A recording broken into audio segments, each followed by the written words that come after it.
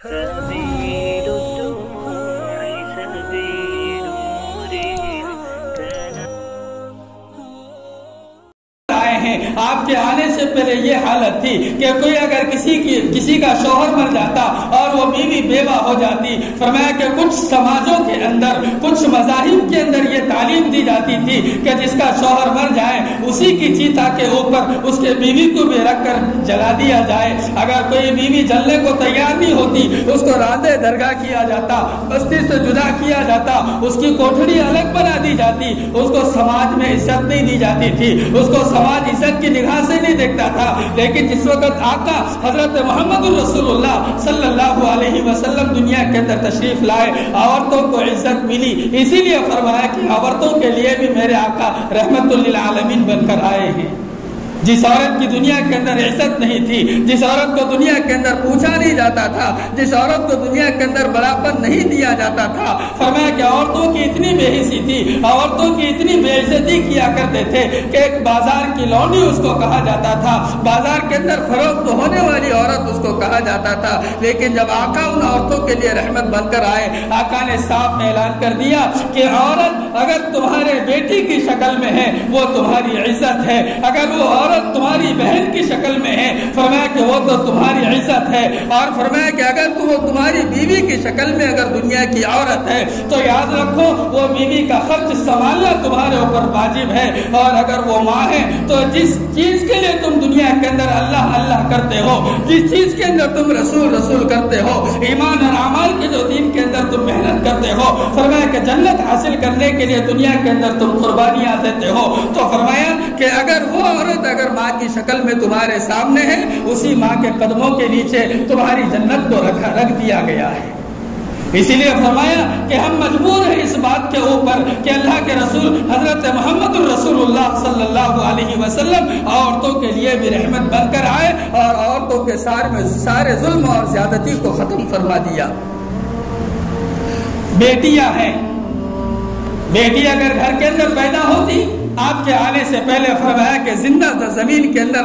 دفن کر دیا جاتا۔ آپ تمام لوگ تو ان واقعات کو سنے ہوں گے، لیکن اشارتاً آپ کے سامنے بات رکھ دوں کہ ایک وقت اللہ کے رسول حضرت محمد رسول اللہ صلی اللہ علیہ وسلم تشریف فرما ہے، ایک آدمی ایک اللہ کا بندہ روتا ہوا آیا اور آ کر اللہ کے رسول حضرت محمد رسول اللہ صلی اللہ علیہ وسلم کے سامنے کھڑے رہ کر کہنے لگا، اے اللہ کے رسول صلی اللہ علیہ وسلم کیا آپ تو رحمت للعالمین بنا کر بھیجے گئے ہیں؟ فرمایا کہ ہاں، بتاؤ تمہارا کیا مسئلہ ہے؟ وہ اللہ کا بندہ کہنے لگا، وہ آدمی کہنے لگا، اے اللہ کے رسول صلی اللہ علیہ وسلم مجھ سے بڑا گناہ ہوا ہے، آپ اگر کہہ دیں کہ وہ میرا گناہ معاف ہو جائے گا مجھے اطمینان ہوگا، مجھے سکون ہوگا۔ آقا فرمانے لگے، بتا گناہ کیا ہے؟ اس گناہ کے بعد سننے کے بعد تو میں کہوں گا کہ تیرا گناہ کون سا ہے؟ کہا کہ اللہ کے رسول میں نے بڑا گناہ کیا ہے۔ آپ بار بار کہتے ہیں کہ گناہ بتا، وہ کہتا ہے کہ میں بڑا گناہ کیا، آپ کہتے ہیں کہ گناہ بتا،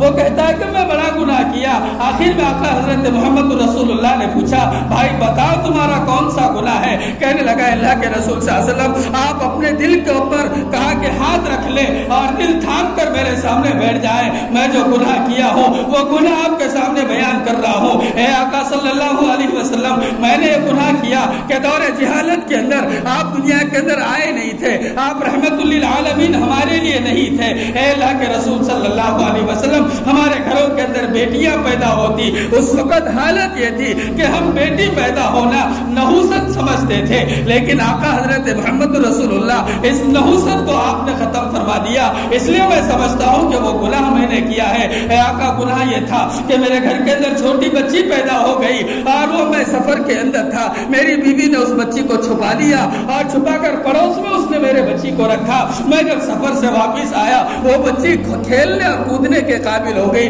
وہ بچی اپنے پیروں کے اوپر چلنے کے قابل ہو گئی، وہ بچی اپنے ہاتھ سے پانی پینے کے قابل ہو گئی، وہ بچی ابو کے نام کو ابو کہنے کے قابل ہو گئی، وہ بچی اپنے ماں کو ماں کہنے کے قابل ہو گئی۔ لیکن اللہ کے رسول میں نے پوچھا یہ لڑکی کس کی ہے؟ ماں نے کہا، میری بیوی نے کہا، اس بچی کی ماں نے کہا کہ میرے اندر کچھ محبت پیدا ہو گئی ہو، یہ سوچ کر کہنے لگی کہ ہاں یہ تمہاری ہی بیٹی ہے، میں نے پڑوس میں اس کو رکھا تھا، کہا کہ یہ بیٹی آج ہمارے سامنے چلنے کے قابل ہو گئی ہے۔ کہنے لگا اے اللہ کے رسول صلی اللہ علیہ وسلم، میری آنکھ اوپر ہوئی، دل کے اندر جو سختی تھی اس سختی کے اندر میرے اضافہ ہو گیا، میری عقل معوف ہو چکی، میں بیٹی کو بیٹی نہیں سمجھتا تھا، میں یہ سمجھنے لگا کہ یہ تو ایک وقت کی عورت ہے، جس عورت کو دنیا نحوست کہتی ہے، جس بیٹی کو دنیا نحوست کہتی ہے، جن بیٹیوں کو دنیا کے اندر عزت نہیں دی جاتی ہے، بیٹیوں کے باپوں کو نام رکھا جاتا ہے، ان کو سماج میں کوئی وقار نہیں دیا جاتا ہے، یہ تو وہ عورت ہے، یہ تو وہ بیٹی ہے۔ میں نے اپنے شیطان نے میرے دل کے اوپر محنت کی، اے آقا اس بچی کو میں نے اپنے سر کے اوپر بٹھایا، اپنے کندھے کے اوپر بٹھایا، اپنے بیوی سے کہنے لگا اس کو تیار کر دو، کچھ سامان ساتھ میں دے دو، میں اس کے ماما کو ملا کر لاتا ہوں۔ آقا کہنے لگے تو کہتا جا، میری اپنی گردن نیچے ہے، میں سنتا رہوں گا۔ اس نے کہا کہ میں اس کو جنگل کی طرف لے جا رہا تھا، کندھے کے اوپر سے میرے کان کے اندر بیٹی نے کہا کہ ابو جان ماما کا گھر تو ادھر نہیں ہے، تم ہم کو کہاں لے کر جا رہے ہو؟ میں اس کو سمجھا رہا تھا کہ میں جس طرف تجھے لے جا رہا ہوں ماما تیرا ادھر ہی رہتا ہے۔ کہا کہ میں جنگل کے درمیان میں اس کو لے کر گیا، ایک درخت کے سائے میں اپنے بیٹی کو بٹھایا اور میں تھوڑا سا آگے جا کر میں جس کھودنے کا آلہ ساتھ میں لے کر آیا تھا زمین کو میں کھودنے لگا، ایک گڑھا کرنے لگا، گڑھے سے مٹی میں نکالنے لگا۔ بیٹی دیکھ رہی تھی کہ میرے ابو ہے اور ابو تو گڑھا بڑا کھود رہے ہیں، کیا بات ہے؟ دوڑتی ہوئی سائے سے دھوپ کے اندر آئی، ابو کے پیٹ سے پسینہ بہ رہا تھا، مٹی پیٹ کے اوپر جب وہ اڑ رہی تھی وہ پسینے کی دھاروں سے کیچڑ بن کر ان کے پیٹ سے نیچے گر رہا تھا۔ بیٹی نے اپنا دوپٹہ اتارا اور ان کے پیٹ کے پسینے کو پہنچنے لگا اور فرمایا کہ جو پیشانی سے جو پسینہ بہ رہا تھا بیٹی نے اپنے اوڑھنی سے، بیٹی نے اپنے دوپٹے سے اے اللہ کے رسول میرے پیشانی کے پسینے کو پوچھتی رہی اور یہ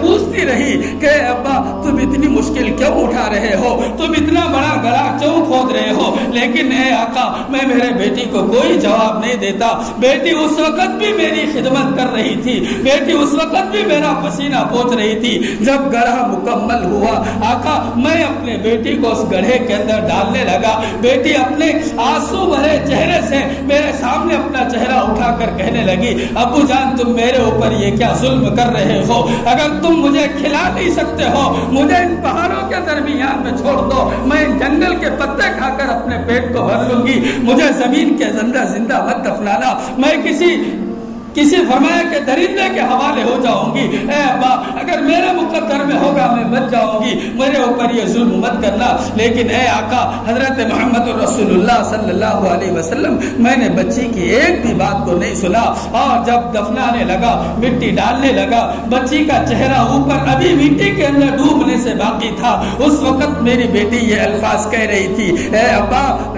میرے اوپر یہ ظلم مت کرنا، اگر تم یہ ظلم میرے اوپر کرو گے قیامت کے روز میں تمہارا دامن پکڑوں گی۔ فرمایا کہ وہ اس وقت میں نے اس گڑھے کے اندر بیٹی کو دفنایا، آج 40 ایام ہو چکے ہیں، کئی روز آج گزر چکے ہیں۔ اے آقا صلی اللہ علیہ وسلم اس رات سے آج کی رات تک روزانہ بچی میرے سامنے نظروں کے سامنے ہوتی ہے اور اس کے آخری الفاظ میرے سامنے آتے ہیں اے اللہ کے رسول صلی اللہ علیہ وسلم بتائیے کیا یہ گناہ میرا معاف ہوگا؟ اللہ کے رسول صلی اللہ علیہ وسلم نے فرمایا دوستو کہ گناہ تو تو نے بڑا کیا ہے، کہا کہ گناہ تو تو نے بڑا کیا ہے لیکن جس کلمے کو تو نے پڑھا ہے کلمہ لا الہ الا اللہ محمد رسول اللہ، کہا کہ وہ گناہ بھی اللہ تیرا معاف کر دے گا۔ اسی وجہ سے کتابوں کے لکھنے والوں نے لکھا، ہمارے اکابرین یہ فرماتے ہیں کہ چھوٹے بچیوں کے لیے جن بچیوں کے اوپر ظلم ہو جایا کرتا تھا ان بچیوں کے لیے بھی میرے آقا دنیا کے اندر رحمت بن کر آئے ہیں۔